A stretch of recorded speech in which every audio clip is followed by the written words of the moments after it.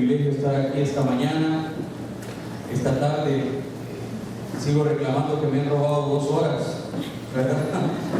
Y no sé quién las tiene. Si alguien las tiene, por favor me las regresa, porque ha sido una aventura estar aquí y llevo muchos recuerdos como cuando estuve la primera vez aquí en Maryland. Doy gracias a Dios. Aquí, hermanos, en 4 días no he conocido la palabra hambre.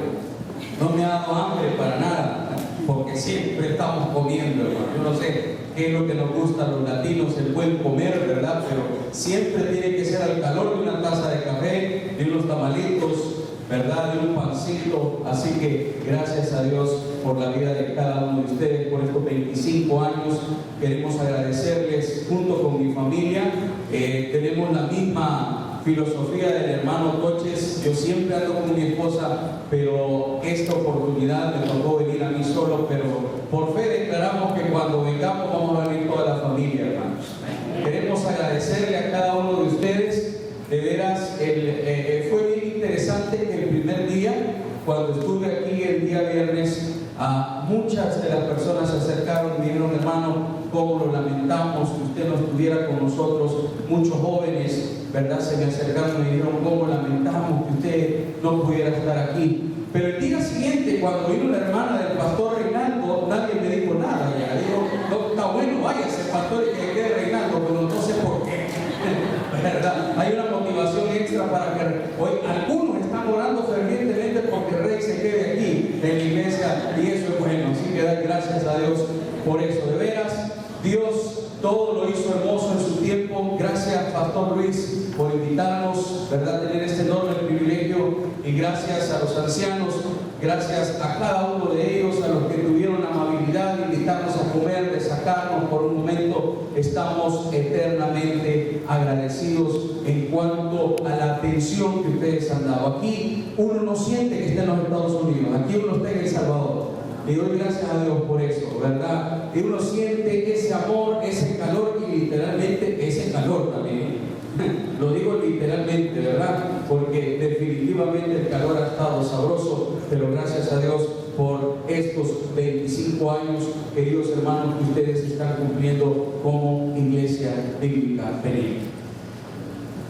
Voy a pedir que tomen la Biblia en sus manos, por favor.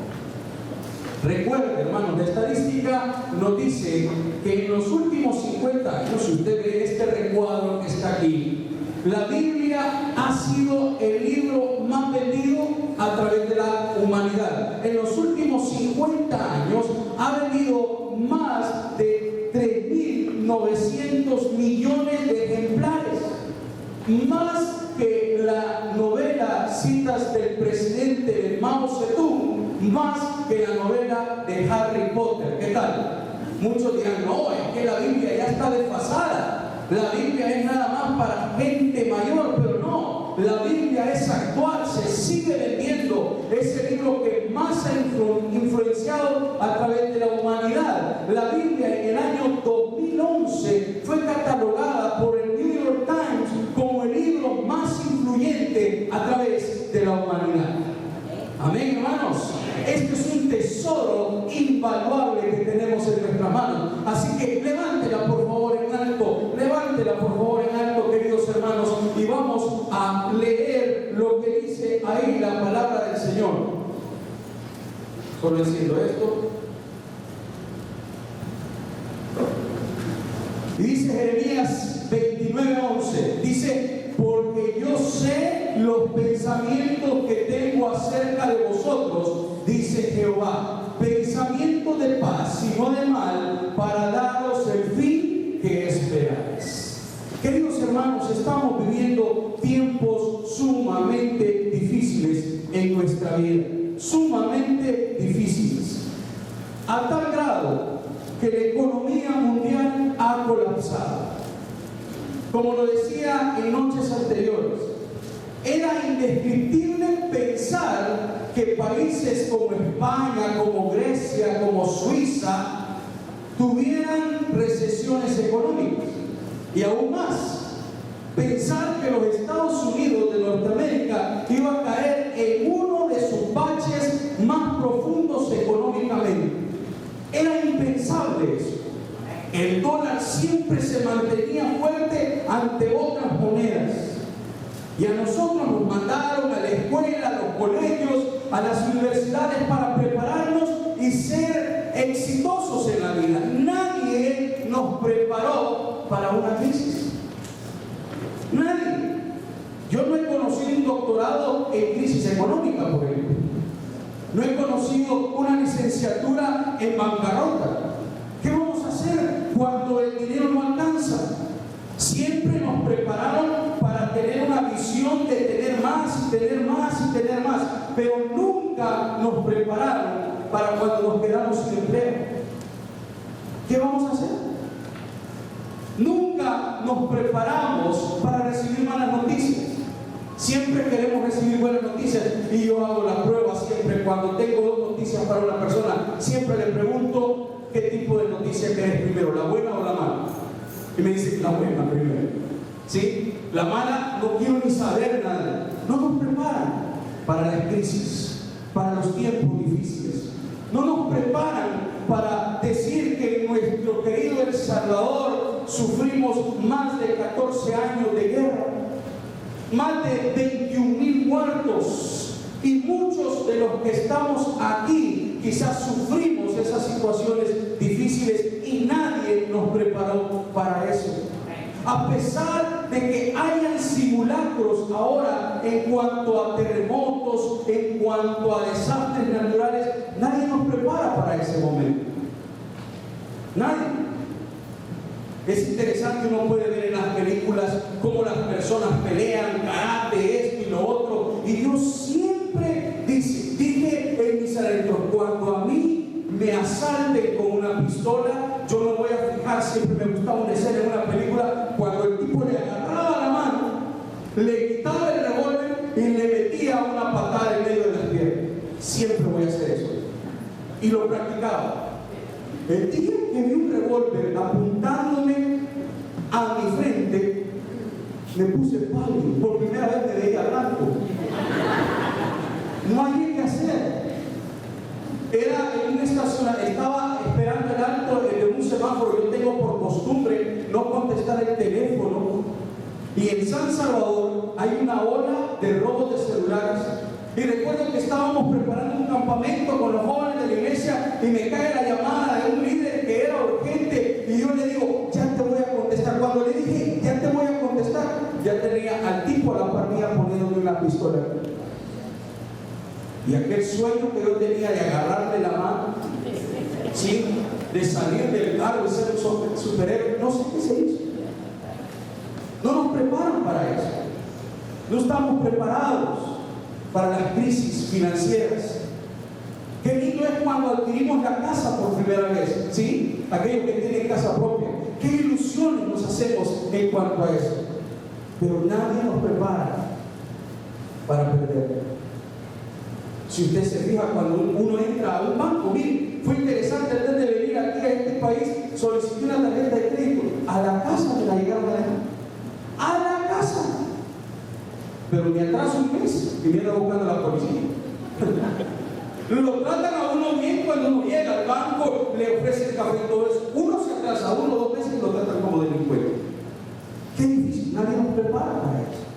Nadie nos prepara para que en algún momento determinado en nuestras vidas nos digan que tenemos una enfermedad y que es una enfermedad terminal. Nadie nos prepara para que un ser querido parta antes de lo que nosotros pensamos que podía haber partido. Por eso, queridos hermanos, el tema de esta tarde es cómo vivir en tiempos difíciles. Si me dan un clic, ahí está. Cómo vivir en tiempos difíciles, en tiempos de crisis. ¿Cómo prepararnos? ¿Hablará la Biblia acerca de eso? Claro que sí. Y yo le voy a pedir, por favor, que vayamos al libro de Habacuc. Oiga bien, sí existe, está en la Biblia. El libro de Habacuc, cuando me preguntaron la lectura bíblica, ¿dónde va a estar el libro de Habacuc? Quizá otra Biblia trae ahora. No, ahí está. Está ahí enquistado en medio de una sección que en la Biblia le denominan los profetas menores. Ahora, se le denominan profetas menores, no porque sean menor de menor calidad, sino porque sus escritos fueron cortos. Ahora, Habacuc tiene una particularidad, una singularidad. Y miren qué interesante esto que vamos a ver a continuación en el libro de Habacuc. Todos lo tienen, hermanos, lo encontraron, es un poco difícil de encontrarlo. Ahora, mire el significado del nombre Habacuc. El nombre de Habacuc quiere decir el que abraza, en el sentido de consolar. Oiga bien lo que decimos, el encontrar consuelo es el problema más difícil del ser humano a través de los tiempos. Habacuc significa el que abraza. ¿Sabía usted que los nombres tienen significado? ¿Sabían que mi nombre tiene un significado? Seferino significa hombre guapo y valiente. Ay, que por gusto me pusieron el nombre. No, pues, hoy todos le van a poner Seferino a sus hijos. Pregúntenle a mi esposa, pues. No sé qué significa mi nombre, sinceramente. Pero en la Biblia, cada nombre tenía un significado. Y el significado a Habacuc significa el que abraza fuerte, pero a manera de consolar. Yo no sé si usted alguna vez ha estado llorando, si usted alguna vez ha sentido ese abrazo de consuelo de parte de una persona. Mire, los latinos somos abrazadores en medio. ¿Sí o no? El norteamericano es muy formal para saludar. ¿Qué tal? Dios me bendiga. Nosotros, ¿qué onda vos? ¿Cómo estás? Un abrazo fuerte. Compadre, ¿cómo te ha ido?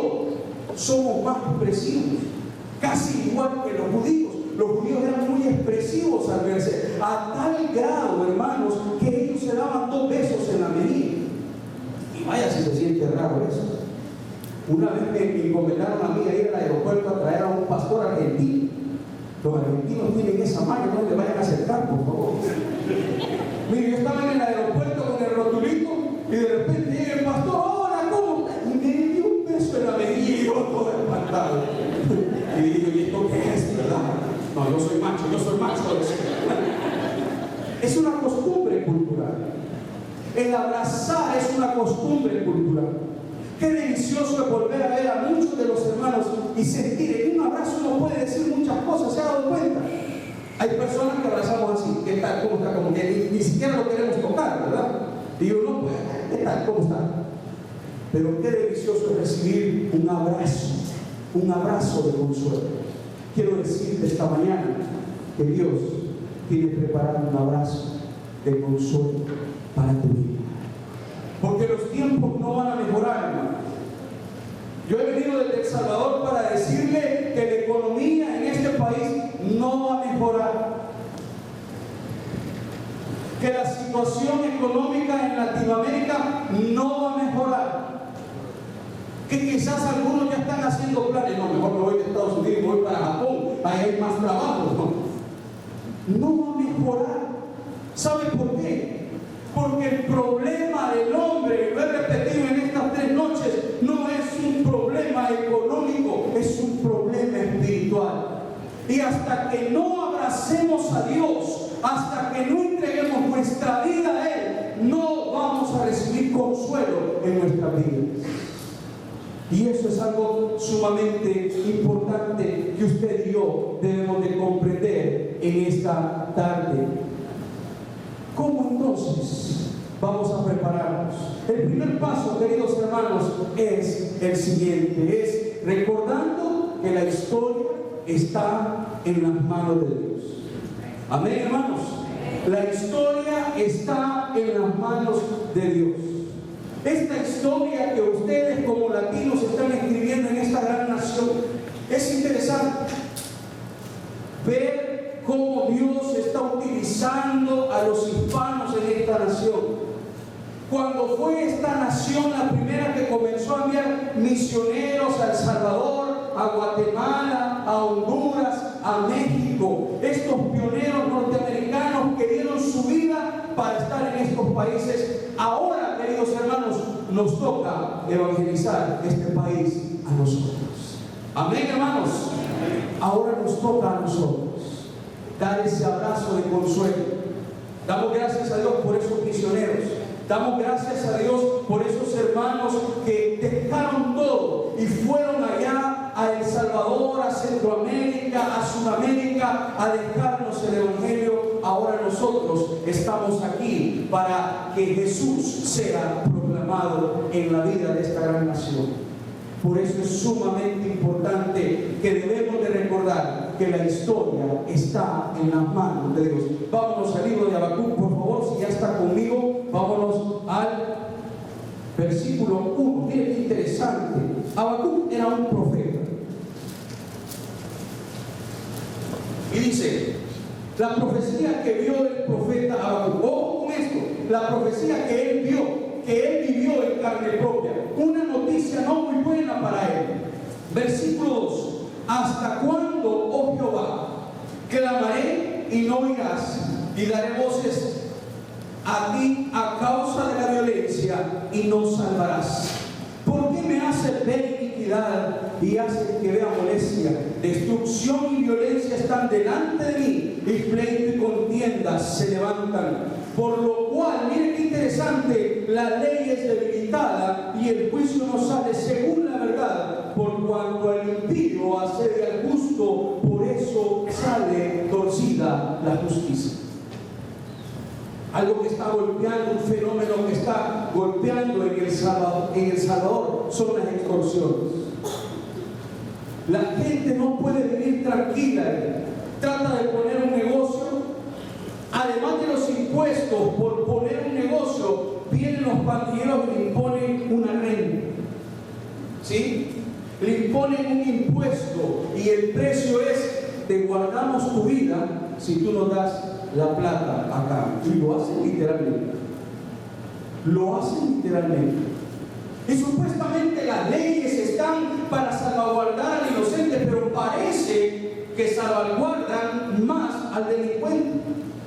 Porque agarran a una de estas personas que ha extorsionado y que ha matado y llegan a los derechos humanos. Dicen, no lo maltrate, no deben de comer. Y allá los que están en las cárceles tienen derecho a exigir buena comida. Y la gente honrada y honesta no tiene ni para comer los 3 tiempos. Pero ya tienen que comer bien, tienen que estar en buenos lugares.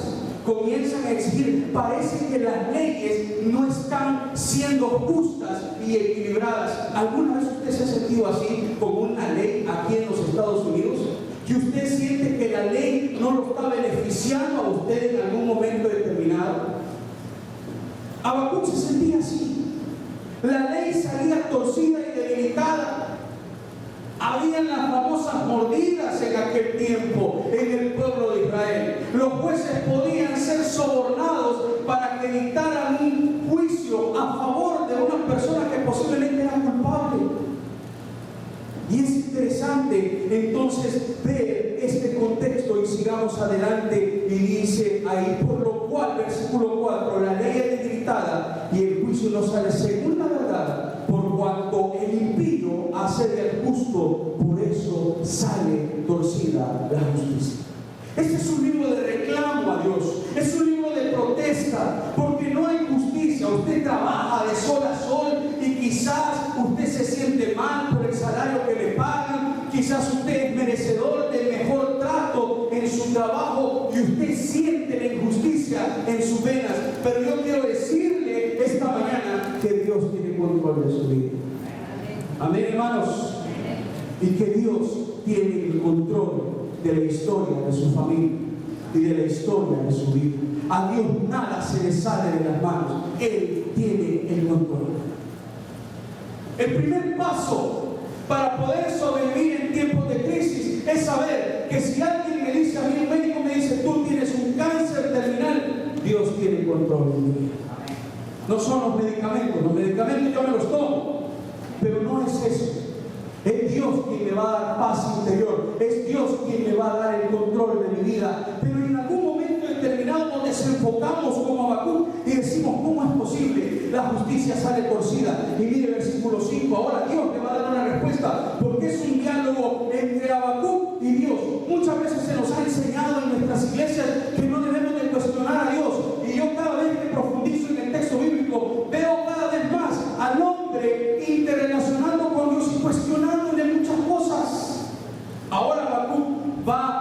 aquí una respuesta. Y miren la respuesta que recibe versículo 5 del capítulo 1 de Habacuc. Mirad entre las naciones y ved, y asombraos porque haré una obra en vuestros días, que aún cuando os contare, dice, no la creeréis, porque aquí yo levanto a los caldeos, nación cruel y presurosa, que camina por la anchura de la tierra para poseer las moradas ajenas. Formidable es y terrible, de ella misma procede su justicia y su dignidad. Sus caballos serán más ligeros que leopardos y más feroces que lobos nocturnos, y sus jinetes se multiplicarán. Vendrán desde lejos sus jinetes y volarán como águilas que se apresuran a devorar. Toda ella vendrá a la presa, el terror va delante de ella y recogerá cautivos como arena. Escarnecerá a los reyes y a los príncipes, hará burla, se reirá de toda la fortaleza y levantará terraplén y la tomará, y luego pasará como el huracán y ofenderá atribuyendo su fuerza a su Dios. Habacuc se queda helado prácticamente, se queda sin palabras, no esperaba esa respuesta de parte de Dios. Es como cuando usted le pide algo a Dios y Dios le contesta de otra manera y uno no entiende. Uno quizás le pedía al Señor que en algún momento determinado viniera y sanara la vida de un ser querido, y Dios se lo lleva. Recuerdo platicando con un hermano de la iglesia que estuve pastoreando, estuvimos orando, su mamá estaba en el culto, estaba cantando al Señor y de repente cayó desmayada. ¿Sabe lo que le pasó? Una mujer de oración, una mujer de Dios, lo que le pasó fue que su sangre no coagulaba bien y se le fue un pedacito de coágulo, de sangre coagulada al cerebro, y cayó desmayada en estado de coma. En mi iglesia. Y uno dice, bueno, y aquellos que andan fumando, ¿por qué no les da cáncer en la garganta? Y aquellos que andan delinquiendo, ¿por qué no los meten presos? ¿Por qué a uno, por estacionarse en un lugar equivocado, ahí va el ticket? ¿Y por qué aquellos que andan corriendo en las carreteras, nadie les dice nada? Y sabe, la respuesta de Dios es admirable, porque le dice a Habacuc, voy a mandar a los caldeos. ¿Quiénes eran los caldeos? Los caldeos eran los mismos babilónicos. Era el rey Nabucodonosor quien estaba en auge en ese momento. Esta nación era la que estaba ubicada en lo que ahora conocemos como Irak, llena de petróleo, llena de muchas riquezas, y mejor dicho, Nabucodonosor se ufanaba de todo el poder que ellos tenían, a tal grado que cuando este ejército llegaba a conquistar otro pueblo, arrasaba por completo a ese pueblo. ¿Sabe qué tenían como filosofía, si lo podemos llamar así, los caldeos? Para que la gente se rindiera rápidamente, tomaban a los niños de brazos y los estrellaban contra las paredes, para que la gente les temiera, para que la gente se rindiera inmediatamente. Ahora, Dios va a utilizar a los caldeos para darle una lección a su pueblo. Parece que algo no cuaja, algo no está ensamblando bien en Dios en este momento. ¿Cómo es posible que Dios no utilice a otro cristiano, pero me va a utilizar a aquel pecador? Es como cuando de repente estás aplicando a una plaza que está vacante en tu empresa, a una gerencia o a un trabajo, y vos sabés que estás aplicando tú como hijo de Dios, que has tenido un récord intachable en la empresa, y está tu otro compañero que es un mafioso de marca, y de repente le dan el puesto a él. Y uno dice, no, Señor, ¿y qué pasó aquí? ¿Cómo no, Señor? Mejor me olvido de Dios, mejor soy malo. No sé si alguna vez han sentido eso en sus vidas, o soy yo el único marciano que está aquí pero yo muchas veces me he sentido así. ¿Cómo es posible, Señor? ¿Cómo es posible que le esté dando la oportunidad a aquel? Y mire, es interesante, porque a lo largo de la historia muchas personas y muchos pastores han tenido la oportunidad de venir a esta gran nación a pastorear aquí, y han cometido unos grandes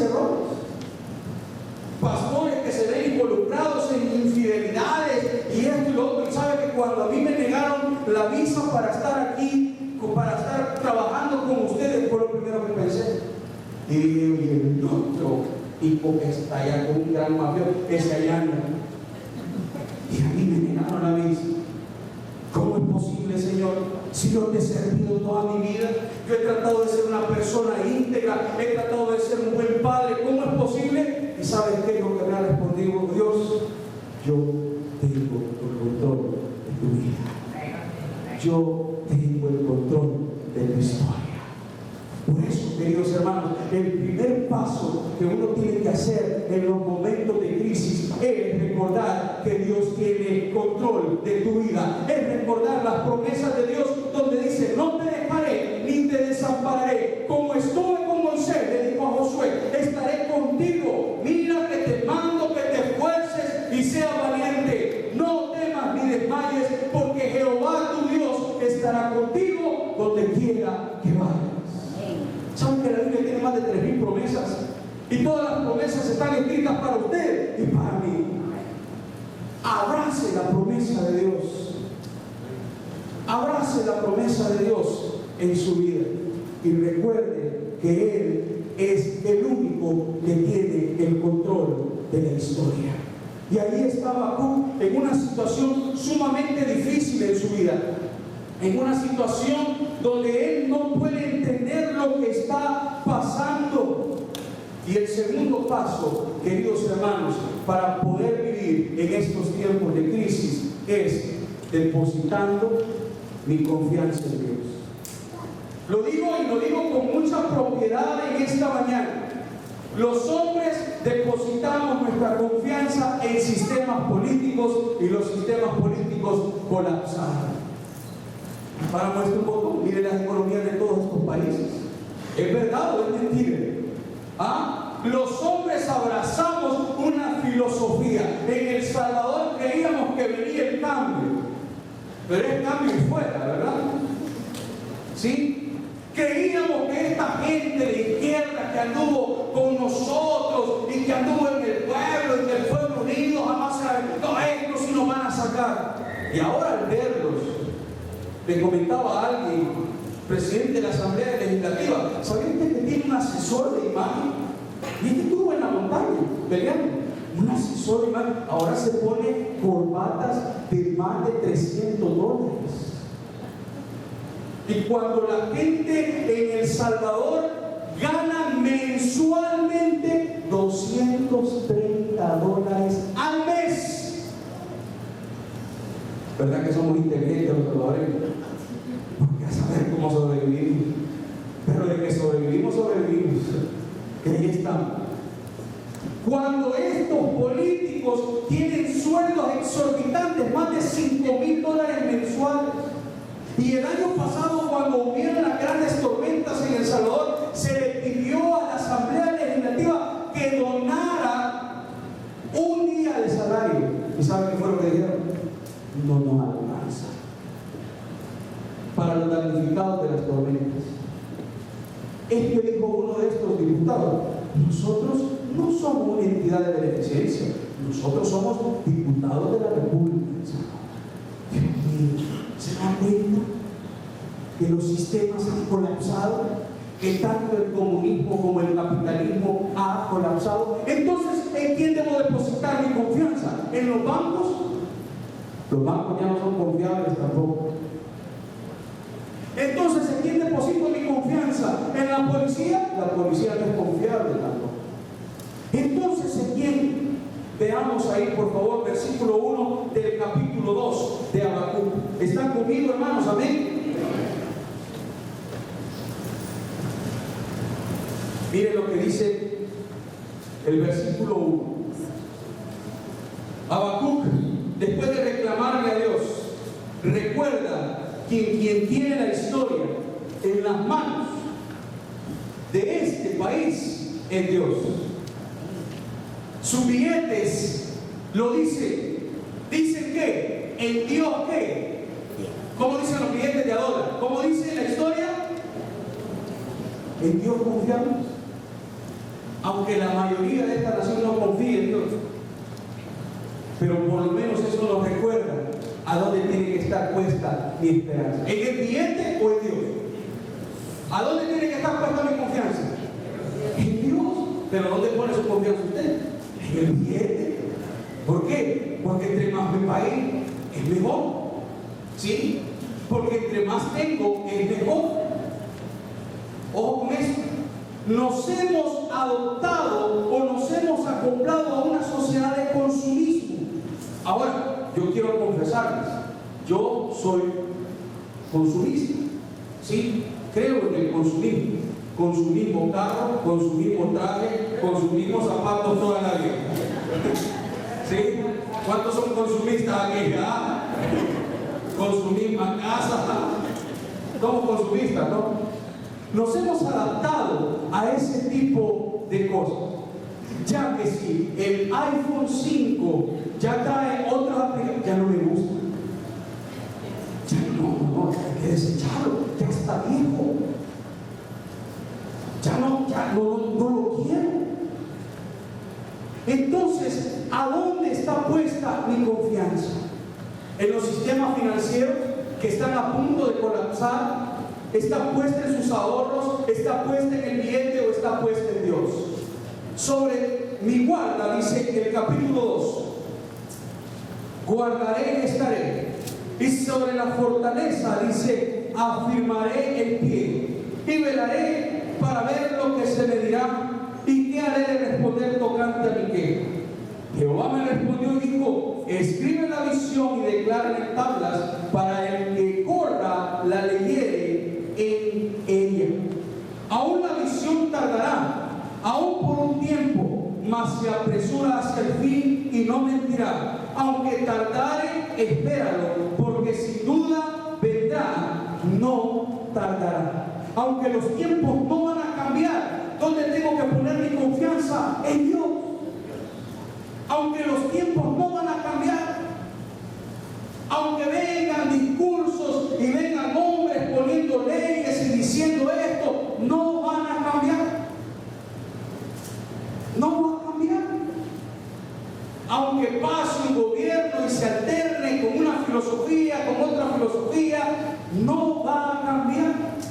La historia va a ir de mal en peor.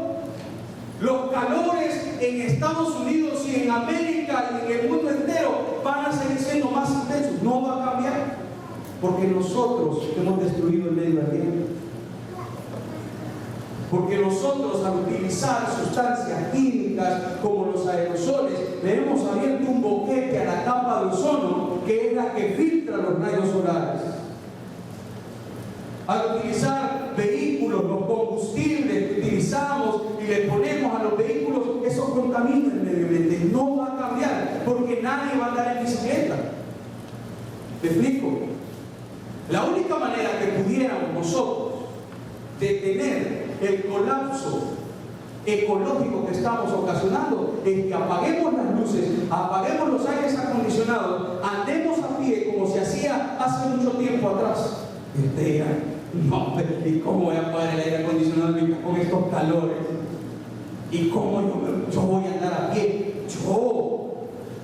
Usted piensa que yo voy a andar a pie si yo he venido para trabajar aquí, y además el carro me da el equivalente de éxito. ¿Se ha dado cuenta usted de eso? ¿Qué carro tenemos? Un Starlet 95, ese es el que yo estoy manejando en El Salvador. Así son los trompitos chiquitos. Motor 1000. Hombre, debería dar unos 8 cilindros para que se te apague. Tendría que trabajar solo para echarle gasolina, nada más. ¿Se da cuenta el tema en que estamos? ¿Se da cuenta que aunque vayan candidatos presidenciales en Latinoamérica, la situación no va a cambiar? Habacuc le dice a Dios: ¿cómo es posible que vas a utilizar a los caldeos para que la situación mejore? No, le dice Dios, la situación no va a mejorar, va a seguir de mal en peor. Pero tú estás poniendo tu confianza en la situación. Debemos de tener una confianza firme. Mire lo que dice el versículo 4 del capítulo 2. Dice aquí, he aquí aquel cuya alma no es recta se enorgullece. Pero ¿qué dice, hermanos?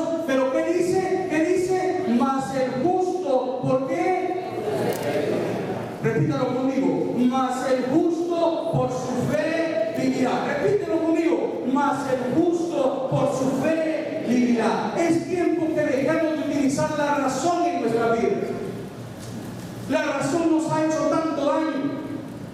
El raciocinio del ser humano nos ha hecho tanto daño.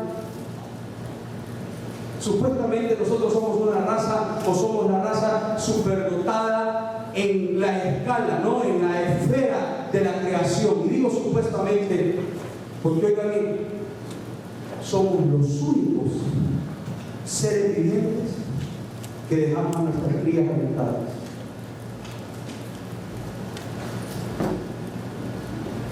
Hace unos años atrás teníamos una mascota que dio a luz 3 cachorritos. Jamás se separó de él. Jamás. No se puso a pensar, ay, pero si la amamanto se le quita la figura.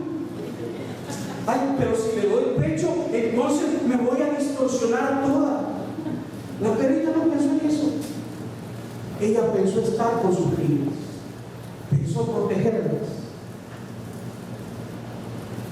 Y ahora, en nuestros días, en muchos ámbitos se debate si el aborto es legal o no es legal. Si la mujer tiene derecho a decidir sobre su cuerpo y asesinar a la persona que lleva dentro de su vientre. Cuando el único que tiene el derecho de dar y quitar la vida es Dios. Amén, hermanos. Mas el justo por su fe vivirá. Active su fe, su confianza en Dios. Ya no viva con la razón. ¿Qué te dice la razón a la hora de llamar? Los zapatos de tu hijo, ahí van en el diezmo. Ay, usted dice, si es mi primer salario. Ay, tengo que mandar la remesa familiar. Hoy no voy a diezmarse. Eso es lo que te dice la mente. Así juega Satanás con tu mente, con el razonamiento humano. Pero ¿qué te dice la fe? Mas el justo por su fe vivirá. Queridos hermanos, querido amigo que nos visitas, ¿vas a seguir utilizando la razón para tratar de solventar tus problemas o vas a comenzar a vivir por fe? ¿Vas a comenzar a confiar en Dios o vas a seguir confiando en el ser humano? La misma palabra del Señor lo dice: maldito el hombre que confía en el hombre. ¿Por qué no depositar nuestra fe en Dios? ¿Por qué no depositar nuestra confianza en Dios? Hace 2 semanas, platicando con un chico, me decía: mire, ¿sabe qué, pastor? Yo no creo en Dios. Yo creo en la teoría de la evolución. Ay, le digo yo, qué bueno. Y estando en una clase en la universidad, hablando sobre este tema, pregunté a más de 100 estudiantes quienes creían en la teoría de la creación, ya para muchos obsoleta, ¿no? Y les dije: los que crean en la teoría de la evolución, que levanten la cola, por favor. Nadie la levantó. Es que miren, seamos honestos y sinceros, y jóvenes, seamos honestos y sinceros. ¿No creen ustedes que hay que tener más fe para pensar que provenimos del mono? ¿No creen ustedes que hay que tener una fe ciega para eso? Sí. Aunque algunos hermanos lo ponen que dudar a uno, pero bueno. Pero definitivamente uno no puede venir y decir: no, es que yo provengo del mono.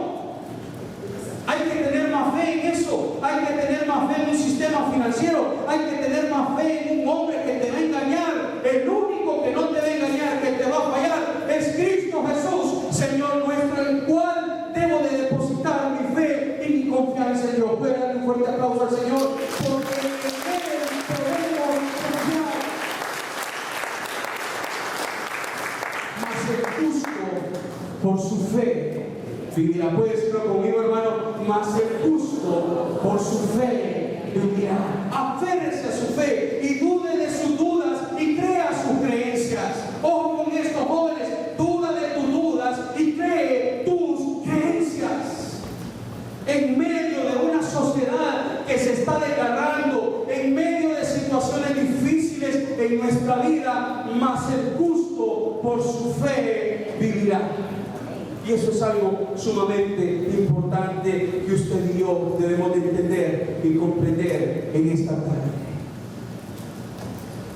Tercer paso, queridos hermanos, para vivir en tiempos de crisis es aceptando la voluntad de Dios en los momentos difíciles. Y esto lo he venido hablando en estos 3 días. No trate de comprender la voluntad de Dios. Cuando nosotros estábamos orando por el proceso migratorio de estar aquí entre ustedes, venir y ministrar, orábamos porque Dios hiciese su voluntad. Y apropiamos Jeremías 29:11, porque yo sé los pensamientos que tengo acerca de vosotros, dice el Señor, pensamientos de paz. Y comencé a cuestionar a Dios: si son pensamientos de paz, ¿por qué nos angustiaste? ¿Por qué nos ilusionaste? ¿Por qué comenzaste a mover y aparentemente a abrir puertas cuando las ibas a cerrar de una sola vez? Yo se lo dije al Señor: ¿por qué jugar con mis sentimientos de esa manera? ¿Sabe qué fue lo que me respondió el Señor? Terminá de leer el pasaje. Y dice: para daros el fin que ¿qué? Que espera. ¿Cuál es tu fin, Seferino González? Me dijo el Señor: mi fin es estar junto con mi familia. ¿Estar con ellos? Sí. Pues tenés el fin que esperamos. Y no en los Estados Unidos, sino en esta. Tremendo. Pude comprender eso. El fin era estar con mi familia. El fin era ver a mis hijos crecer. El fin era estar con mi esposa y serle fiel. El fin es no abandonar a mis hijos. Ese es el fin que Dios tiene para mi vida. Y no pensar en una solvencia económica nada más. Querido hermano, quizás usted ha construido su vida trabajando y trabajando y trabajando para dejar el mejor futuro a sus hijos. El mejor futuro que usted le puede entregar a sus hijos son los valores que están en la Biblia. Porque el día de mañana usted ya no va a estar. Y ellos van a tener que defenderse con esos valores y principios bíblicos. No esté en el dinero. Muchos nos preocupamos por eso, ¿no? Allá en El Salvador se ve la mano de todos ustedes cuando uno va a los pueblos de donde ustedes son originarios. Unas casas increíbles. Casas de 3 pisos a la par de casas de Bajaré, que todavía de adobe. Y uno se queda medio y uno viene y dice: ah, este está en el norte. Este no. A este le fue bien, a este le fue mal. ¿Sí? Y entonces ustedes llegan con la ilusión de regresar al país que los vio nacer. Regresan con esa ilusión y se tienen que regresar desilusionados, porque no sembraron lo más importante en sus hijos, que son los valores del reino de Dios. ¿Sabe qué, querido padre de familia? Le voy a dar un consejo esta mañana. Eduque a sus hijos para que sean felices y no para que sean ricos. Ojo, ¿me está escuchando? Eduque a sus hijos para que sean felices y no ricos. ¿Sabe por qué? Porque cuando ellos sean grandes, ojo con lo que voy a decir, no van a saber el precio de las cosas, sino su valor. ¿Entendió lo que me quise decir? ¿Qué quiere usted que sus hijos sepan el precio de las cosas o que sepan el valor de las cosas? Ah, mira, traje estos zapatos, los más caros. Y entre más caros mejor, ¿verdad? Y las mejores marcas. Sí, yo quiero, papi, Fila, ¿verdad? Zapatos Fila, pero Fila de hoyo, la que tiene el muchacho. Ah, no, los últimos Nike, los últimos estos. No, es que lo que yo no tuve, ¿sabe qué? Lo peor error que uno comete con sus hijos, que lo que yo no tuve, que lo tengan ellos. Por eso usted está aquí en este país. ¿Sí o no? ¿O estoy mintiendo? Usted trabaja de sol a sol para que sus hijos tengan todo lo que usted no tuvo. Y se lo trajo a este país para que ellos tengan lo que usted no tuvo en la infancia. Pero ¿qué es más importante? ¿El precio o saber valorizar las cosas? Es saber valorizar las cosas. Y es importante porque el justo por su fe vivirá, aceptando la voluntad de Dios en los tiempos sumamente difíciles. Ahora vámonos al versículo o al capítulo 3, por favor. Capítulo 3 de Habacuc. terminamos, hermano. Ya sabe que cuando un pastor invitado dice ya casi terminamos, le queda 1 hora todavía. Amén. Amén, iglesia. Amén. No, son bromas. ¿Cuántos me regalan 5 minutos? Levanten la mano. 5, 10, 15, 20, 25. Estamos bien. Gracias, hermanos, por regalarme todo ese tiempo. Seguimos adelante. Aceptando la voluntad de Dios en los tiempos difíciles en nuestra vida. Miren lo que dice el capítulo 3, versículo 2. Dice la oración del profeta Habacuc sobre Sigionot. Ahora, esta es una escala musical. Ahora Habacuc, aquel afligido, aquel amedrentado por la situación difícil en su vida, ahora este hombre va a escribir un poema. Va a escribir una canción. Él no era músico, pero ahora se va a encargar de escribir uno de los mayores poemas de amor que se han escrito sobre la faz de la tierra. Y mire qué interesante lo que dice ahora el versículo 2. Dice, oh Jehová, oído tu palabra y te di, oh Jehová, aviva tu obra en medio de los tiempos. En medio de los tiempos, hazla, que dice, conocer. En la ira,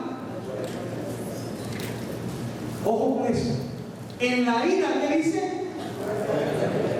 Habacuc está aceptando que van a llegar los caldeos y van a arrasar al pueblo de Israel. Y efectivamente eso pasó. Eso fue lo que vimos anoche en el libro de Lamentaciones. Habacuc y Jeremías eran contemporáneos. Habacuc escribió sobre lo que iba a pasar y a Jeremías le tocó vivir esa situación. Y es que, ¿sabe qué? Yo tengo que amar a Dios no por lo que me da, sino por lo que Él es. Amén, hermanos. Yo tengo que amar a Dios no por lo que Él me da, sino por lo que Él es. No me diste la visa, Señor, te sigo amando, te sigo sirviendo, sigo animado, nada de deprimido. Vamos adelante, familia, a seguir sirviendo. Hermanos, van a venir tiempos difíciles en los Estados Unidos y en el mundo entero, pero el justo por su fe vivirá. ¿Cómo está su fe esta mañana, esta tarde?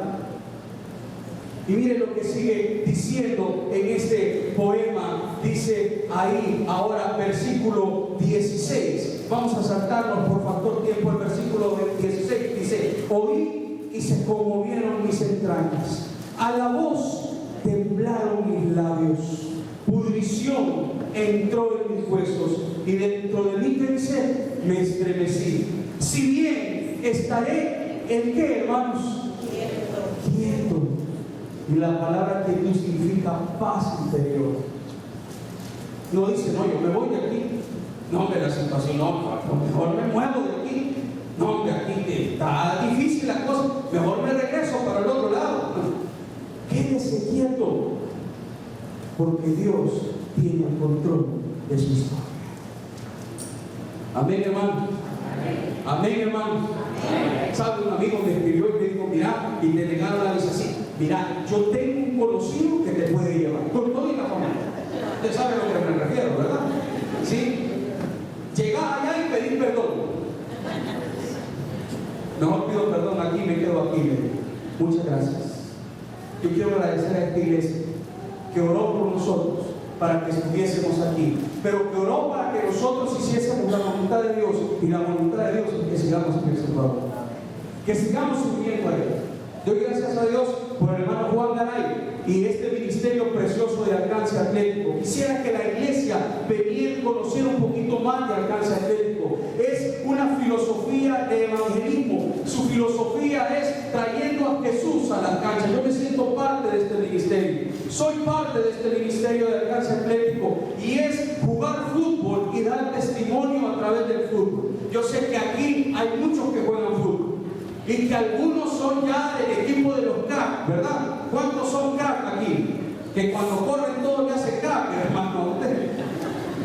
Yo sé que a muchos jóvenes aquí les gusta el fútbol. Por eso voy a dejar el contacto con mi hermano Juan para que les comparta la visión que este equipo ha viajado hasta Italia, han ido, ¿verdad, hermano Juan? ¿A qué otros lados han ido? Colombia, Costa Rica, estuvieron el año pasado en El Salvador y el próximo año el proyecto es ir a Brasil. ¿Cuántos se apuntan?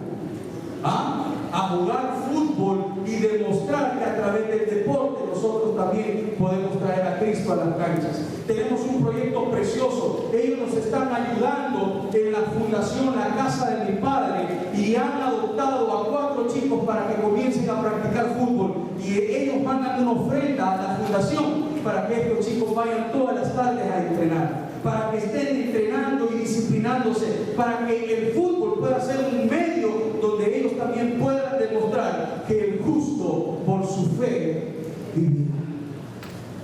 Amén, hermanos.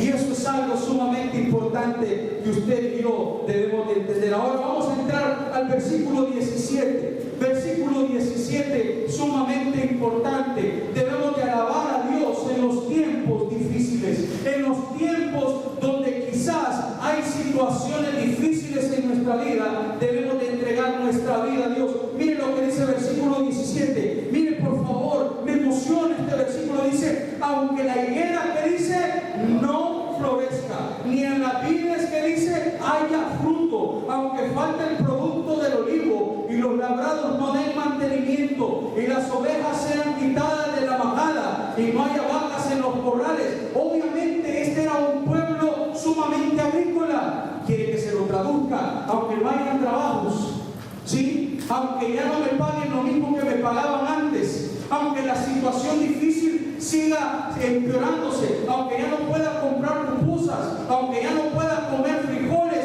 ¿Qué dice el versículo 18, por favor?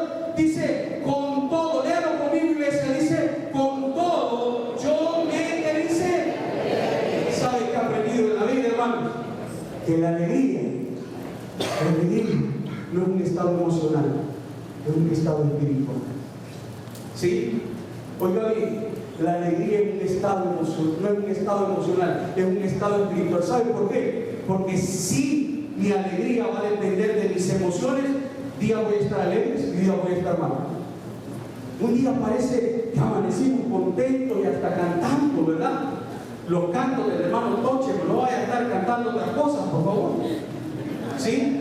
Y amanecemos cantando y el día siguiente amanecemos deprimidos, amanecemos llorando. Por eso usted no mantiene una alegría constante en su vida. Por eso es indescriptible ver gente que está con enfermedades agonizando en el hospital y uno sale más restaurado al visitarlos a ellos y más fortalecido. ¿Sabe por qué? Porque el justo por su fe vivirá. Yo tuve un amigo ahí en El Salvador que perdió su casa. Difícil, 15 años de trabajo se le vinieron abajo. Pero ¿sabe qué? Le ayudé a mudarse. Y que iba a estar honesto, iba a estar llorando, iba a estar diciéndole a Dios muchas cosas. Y se tuvo que mudar a un lugar más pequeño. Me dice: yo he comprendido que Dios tiene el control de mí, y que si nos va a dar un lugar más pequeño es para que estemos más unidos con la familia. La casa que teníamos era demasiado grande, cada quien en su cuarto. ¿Sí? Ahora todos salimos del baño, vamos a tener que verla, nos encontramos ahí y antes nos perdíamos. ¿Saben, queridos hermanos? Eso significa tener paz interior. Eso significa que aunque la situación no mejore, dice: con todo yo me alegraré en Jehová y me gozaré en el Dios de ¿quién? De mi salvación. Jehová el Señor es mi fortaleza, el cual hace mis pies como de siervas y en mis alturas me hace andar. Ahora quiero leerle otra versión para que usted entienda un poquito más a lo que se está refiriendo ahí Habacuc. La Nueva Versión Internacional dice: aún así, versículo 18, yo me regocijaré en el Señor, me alegraré en el Dios de mi libertador. El Señor omnipotente es mi fuerza, da a mis pies la ligereza de una gacela y me hace caminar en mis alturas. ¿Sabe qué era lo que pasaba con Habacuc? Se había vuelto a enamorar con Dios. ¿Alguna vez usted ha estado enamorado? Los casados levanten la mano, por favor, ya me bien. Yo no levanto la mano porque le puedan meter el codazo y eso. ¿Es lindo estar enamorado o no? Familia, escuchen. Es lindo. Es lo más precioso que existe. ¿Sí? Entregarle el corazón a alguien es lo más precioso que existe. Yo ahí estoy con mi esposa a cada hora, a través del video chat, ¿verdad? ¿Cómo está, mi amor? ¿Cómo te ha ido? Te mando un beso. 17 años de casado y estamos enamorados. Y yo le digo siempre a mi esposa que esos 17 años de casado han sido como 5 minutos en esta vida. Ay, qué romántico. Pero 5 minutos debajo de agua. Trate de estar 5 minutos debajo de agua, va a haber la aflicción que uno se nos sobró. Así que va a decir a su esposa. Los 5 minutos han sido, hermano. No, han sido momentos difíciles en nuestra vida matrimonial, pero al sentirme enamorado, al sentirme querido, sí, siento en quién confío. Me pude venir tranquilamente porque yo confío en mi esposa. Yo no me dije, bueno, entonces te voy a dejar bajo llave, 3 candados, ¿verdad? Y no salgas. No, porque sabe que yo sé que ella me ama, y yo sé que yo la amo a ella también. Por eso me fascina cuando el hermano escucha y nos invita a darle un beso a Dios. Algunos hasta los sentimos ridículos, ¿verdad? ¿Sí o no? Especialmente los hombres. Qué ridículo eso de darle un beso a Dios. Pero cuando andaba de novio, decía, mamacita, ahí sí. Yo me veía ridículo, ¿no? Mira qué bonito se veía, ¿no? Mira qué precioso se veía. Si usted, ¿y cuál era la reacción de la mujer? Idiota, ahí lo hacía sentir uno más macho. ¿Cuál cree usted que es la reacción de Dios cuando usted le tiene un beso? ¿Cuál cree que es la reacción de Dios? Usted piensa que Dios no tiene sentimientos. Usted piensa que a Dios no le gusta que le digamos que lo amamos. El cual hace mis pies como de ciervos y en mis alturas me hace andar.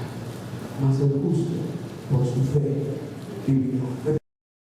Mas el justo por su fe vivirá. Hermano, vienen tiempos difíciles, mas el justo por su fe vivirá. Mañana posiblemente pierda el trabajo, mas el justo por su fe vivirá. Señor, gracias te damos.